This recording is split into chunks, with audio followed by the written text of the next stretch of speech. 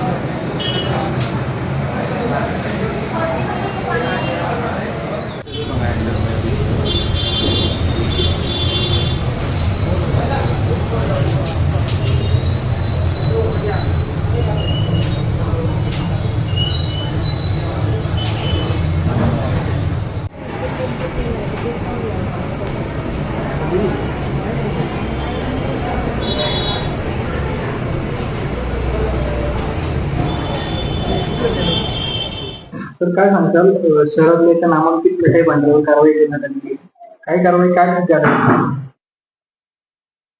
माननीय अन्न सुरक्षा आयुक्त श्री तुकाराम मुंढे सर यांच्या निर्देश तशी मार्गदर्शनाखाली जी सेफ फूड सेफ महाराष्ट्र ही मोहीम चालू केलेली आहे। त्या अंतर्गत काल एक नामांकित उत्तम उपहारगृह जे गुलमंडी परिसरात आहे संभाजीनगर विभागामध्ये शहरामध्ये, तर तिथे इमरती आणि जिलेबी उत्पादन चालू होते। त्या ठिकाणी आपण कारवाई घेतलेली। सदर कारवाई घेताना सदर उत्पादकाकडे रेस्टॉरंट कॅटेगरीचा काइंड ऑफ बिझनेसचा परवाना आहे, तर तो त्याला अलाउड नाहीये, त्याला ते मॅन्युफॅक्चरिंग युनिटचाच परवाना पाहिजे, पहिली गोष्ट। आणि सेकंड थिंग, ते त्याच्यामध्ये जो समोसे, भजे वगैरे जे तळण्यासाठी जे तेल वापरतात ते कॉटन सीड ऑइल, जे सरकीचं ऑइल वापरतात, ते कंटिन्यू ते रियूज करून ते वापरत होते। ते करायला परमिशन नाहीये। जर आपण जेव्हा टीपीसी मीटरने त्याचा टोटल पोलर काउंट चेक केला तर तो 25च्या वरती होता, जवळपास तो 58 निघाला त्या अंतर्गत। त्याच्यामुळे त्याचे पण आपण सॅम्पल घेतलेले, लॅबला पाठवलेले आहे।